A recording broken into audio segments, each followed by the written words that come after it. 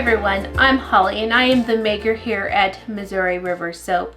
I am making a new rainbow soap today. I've made many rainbow soaps throughout the years. I think my last count was getting close to around 30 different kinds. And today I am making another layered rainbow soap, but I am going to make this one kind of pastel. I don't think I've done that before, and if I had, I just don't remember it. So I am very excited to get started on this new batch of soap. So if you would like to see a very detailed series on how I make my layered rainbow soaps, I do have a 3-part series on my YouTube channel from last year, and I will make sure that I link it down below for you. Okay, so we're going to align this wood mold, and this is actually the mold that I lined in my lining wood mold video. That one went up pretty quick after I made it, but this one will probably be down the road a little bit for you. I just have a little level. I finally got my own because I kept stealing my husband's. And so this is looking pretty good. Sometimes I have to tweak my corners just a little bit, but I think I'm actually very happy where this mold is. So it is here, and I am going to make a mark so that it stays in this spot. If you have been around with me for a while, you're going to know that when I make my rainbow soap batch, I normally split it up into 6 individual batches. Completely 6 different lye solutions, 6 different oils. But I have decided to make my life a lot easier, and so now I just go ahead and mix up the entirety of the hard oils. So for me, that's coconut, kokum, and shea butters. And then I have my lye solution made up. I'm going to split that up evenly into 6 parts. And then I'm actually going to go ahead and measure my liquid oils in every single batch that I make. So I'm still technically making 6 different batches. I just have created a little shortcut for myself by making the entirety of the lye solution, the entirety of the hard oils are melted together. So each batch is still going to take quite a bit of work. I'm going to measure out my lye solution. I'm going to measure out my hard oils. I'm going to add in my olive and castor and sodium lactate to each one of those pitchers. And then I'm going to measure out my fragrance oil and my coconut milk, and we'll just get to it. I probably won't show you mixing up every single batch. I'll probably just kind of come back to you for the pour because this batch does take me a long time to make. Alright, I have my hard oils melted. It's in a very large pot, but that's all I had left. And then I have a little sheet here that tells me exactly what I need for each batch. I put out a number, and so then I check off that I've done every single one. So I need to put in, this is going to be a little bit of a pain. My last batch was I had an even bigger pot for the same amount. So I'm going to measure my hard oils. Of course I went over because it's kind of hard to manage that pot. I am typically a room temp soap maker, but my temps are a little cold right now, so I have been soaping a little bit warmer. Let's see what the temperature of this one is. Oh, I got that just right. So my hard oils are currently 103, but I'm going to be adding lots to them, and that's going to bring the temperature down. I'm going to put in my sodium lactate. Very good. And so I need to mark my thing over here. Yes, I did that. Yes, I did that. Now I need to put in my castor.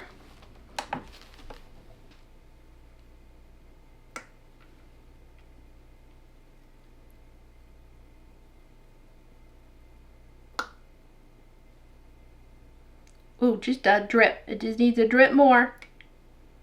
Do it.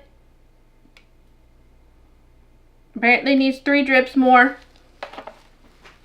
I'm going to mark that I got my castor done, and now my olive oil.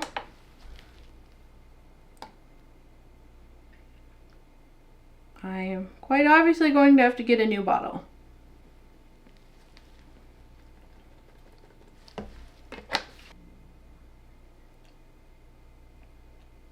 Very good. Oh, it went back one.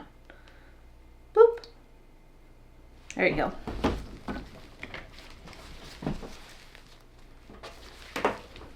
So I'm also going to check the weight of this whole pitcher together with the oils and everything, just to make sure that, well, that's a greasy mess. Make sure I've done that right. And then I will actually note down this number as well. My oil temp is now 92. All right, we're gonna let's just set that over here for right now. All right, I'm gonna weigh out my coconut milk. It's so creamy and amazing. Whoop. Smidge it over. I'll pour out just a bit. All right, that'll be fine. I'm going to measure out my fragrance. I need about 2 ounces. And I have blended together many a fragrance that I had on the shelf for just a really juicy, pretty peach. It smells amazing at the moment. We will see what it does as it goes through saponification. Peach can be a really hard one. It just loses a little bit, so I have brought in just a wide range of fragrances into my mixture. Just a smidgen of vanilla, just a smidgen. It should not discolor with the titanium dioxide in the batch, but we'll see that too. Time for the lye solution, which means I need my safety goggles on. And so here is my big pitcher of my lye solution. Let's see what temperature it is. I did have to warm it just a bit today. It is 80. What did we say my oils were? 85. So this is looking very good. So to warm this up, I made this on Thursday and it is now a Monday. So to warm this up, I just brought some water to boil in a pot, let it cool a little bit, and then I just set this down in for a little while, and it just kind of brought the temperature up just a little bit. And so I need to pay attention here.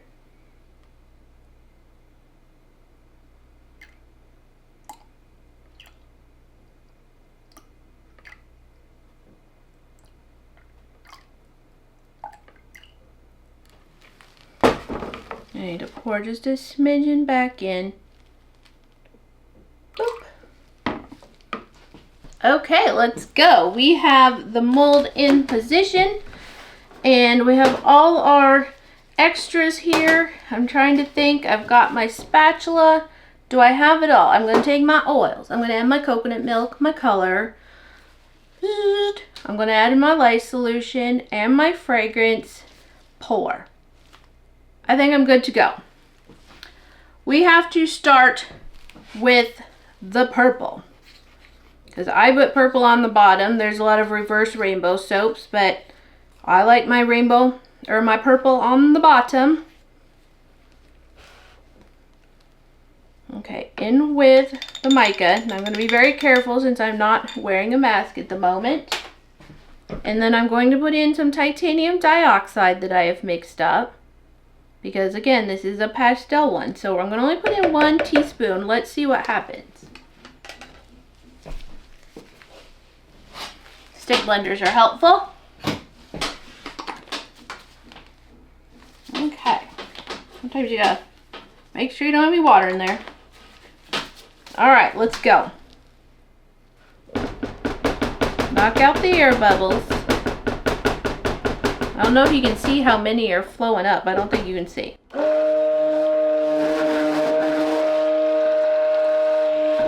Well, hello.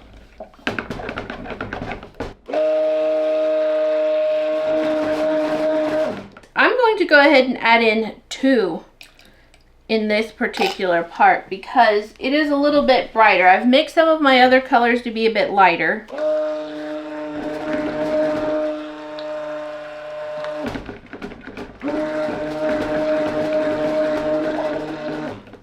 Okay, Now I'm going to go ahead and add in the coconut milk.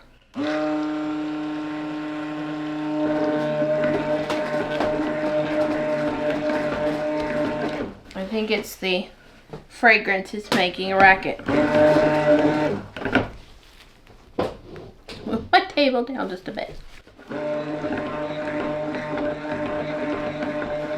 Alright, let's see what temp it is now.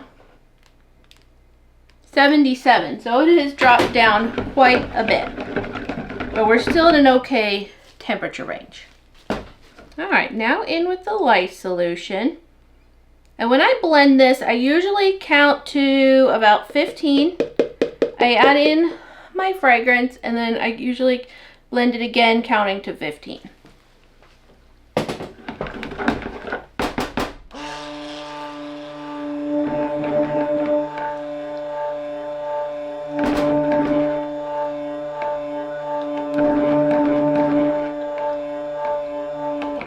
So I went to 30 because I remembered that this was kind of a cooler batch and it probably can go a little bit longer. Alright, let's try this. Here's a hoping that nothing too wonky happens here. With my classic rainbow soap, I know what I'm doing there. I've used that fragrance many a time.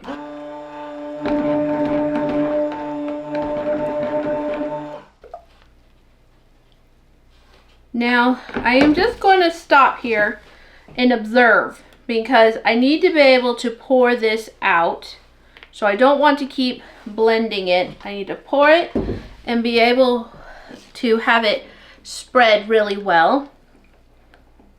I don't want to necessarily go too early either. So I am just going to watch for it to come to a light trace. Everything is pretty cool today. Typically, the pear blend that I use, it does accelerate a little bit, which actually works very well. I'm able to move quite quickly between the layers because it sets up fairly quickly. And so I just want to, I'm feeling all right. It's just a light trace, but it's moving along quick enough. I can see how quickly it sets up on the next, you know, between the layers, and then I can adjust if needed. Hold on just a moment.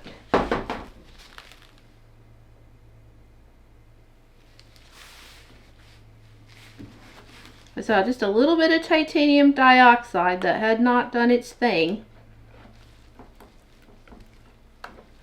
Sometimes it can fall to the bottom. That does seem to be the case. I'm really scraping it well now.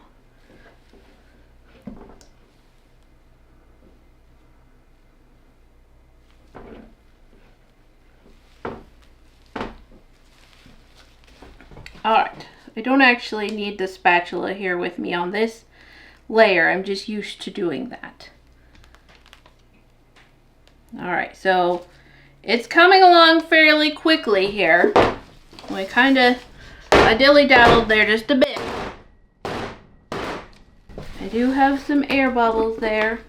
Alright, have to hurry. Have to hurry. I kind of like splatter it in around. We might have to forfeit some of the extra here. It's alright. I'm not going to keep going though. I'm going to, I don't know if you can see all the air bubbles.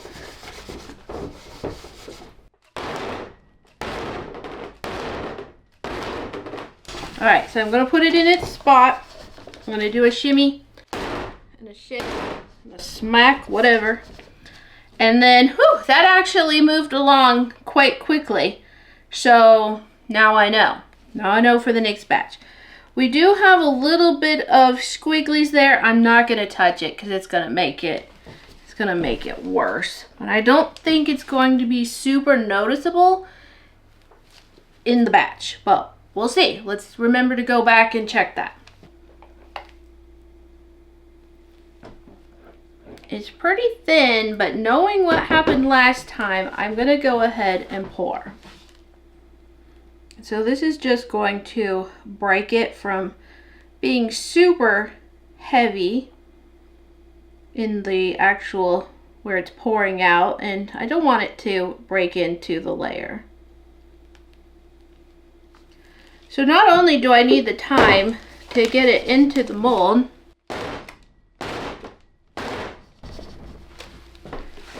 but I just plain need to be able to scrape the picture.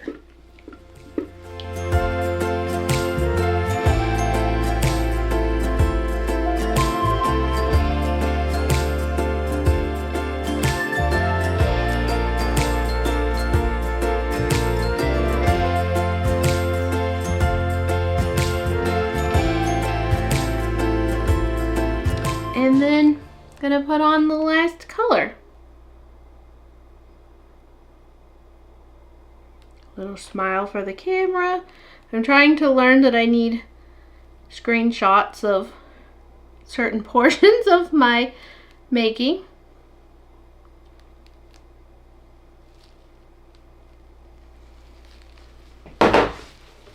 And this one is not quite as critical for being level on the top because I am going to texture it just a little bit. Okay, I just like to swirl just a little bit just to give it a little texture. And it doesn't really show a whole lot, but it's there.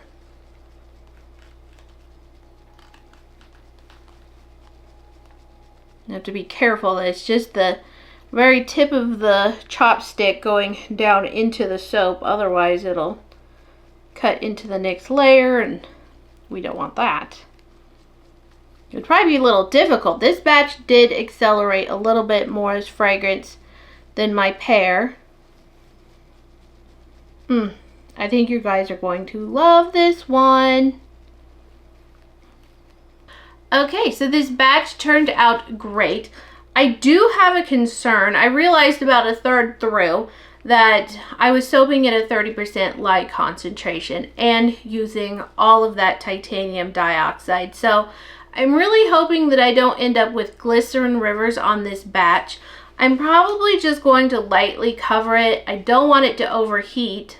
So I just checked, it's 68 in here. So that's a little warmer than we're kind of used to in the soap shop. So I'm just going to try to be really cautious with this one so that it doesn't get too hot, because the extra water with the titanium dioxide and the heat can cause that migration to occur.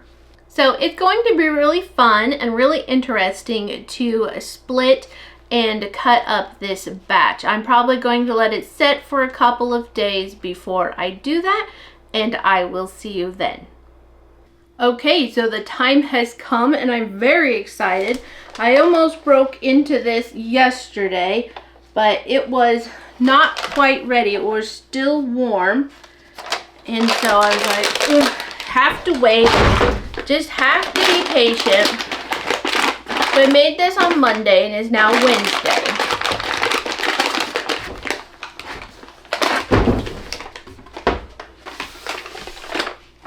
I'm gonna take a sneaky peek. I'm gonna take a sneaky peek.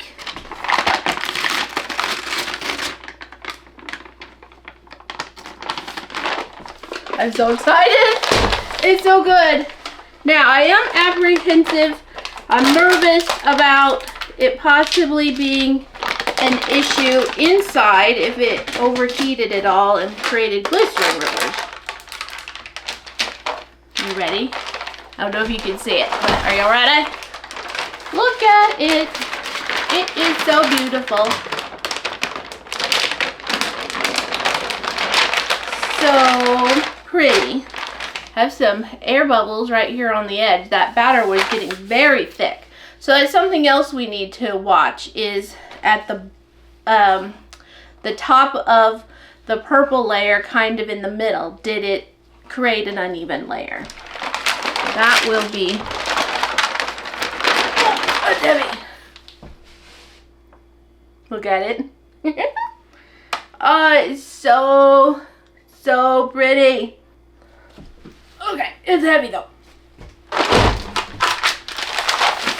Alright, so I have my handy dandy splitter here. And oh, you are so heavy.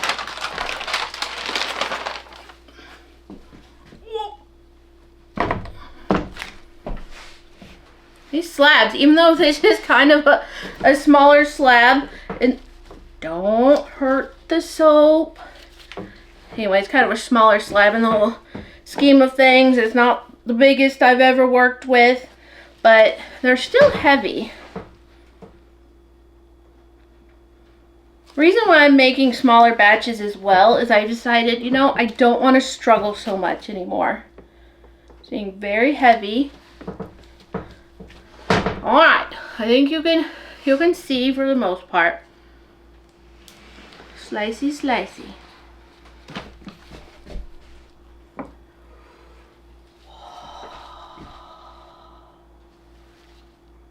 Oh, look at it. It's so beautiful. Yikes, that's good. Oh, oh, oh. I believe in magic. Whoa. Don't get wild. Sometimes I get wild when I get excited. Don't get wild. Just go with the flow. Alright, I feel like you need to move just a smidgen back. I think you all can see it. I could probably move down a bit. So this is mostly just going to be a splitting. We will cut one loaf, which may be fine for the video, but I want to stop and take pictures. So I have, oh, yep, we have glycerin rivers. Oh boy. Anyway, I have my steamer stuff out. I'm between batches. Oh my goodness.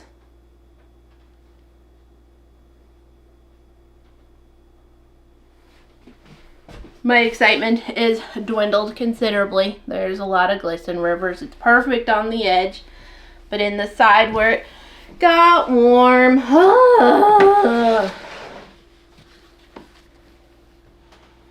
Shattered.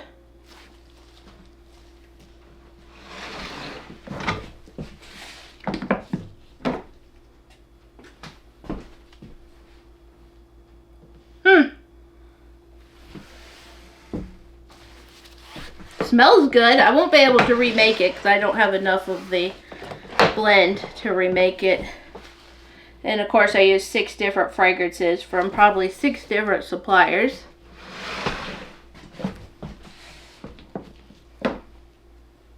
We'll see what it looks like.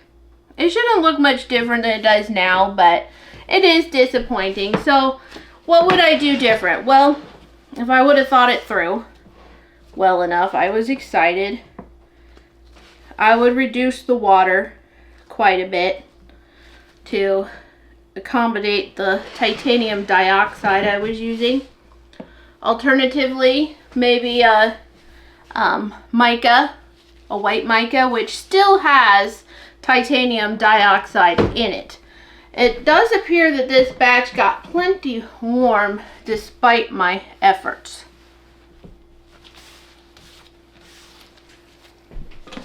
Alright, we will cut up 1 loaf. Alright, well, let's do it. Let's just see what it looks like. Bummer, bummer, bummer. The good news is, though, I can fix it. I can do this again. Tweak for better results. It's just a shame that I forgot the situation. Look how pretty. It would have been just absolutely spectacular if it had not have developed the glycerin rivers. So the purple doesn't really have any. So there's that. Whoa, crackle something. Crackle mania.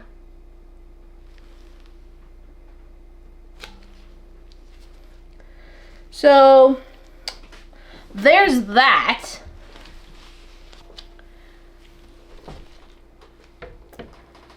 Ultimately, it's still going to make a great soap. It's not going to affect the usage, but look, where it didn't get too warm. Wouldn't have that been fun?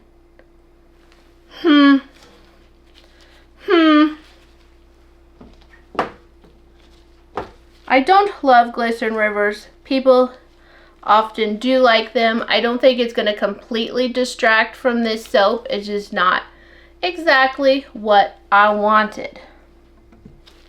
Alright, I hope that you have enjoyed this video. It's still been a great video for learning how to do straight layers. I hope that you've figured out a few things and learned from my mistakes as well in this particular situation.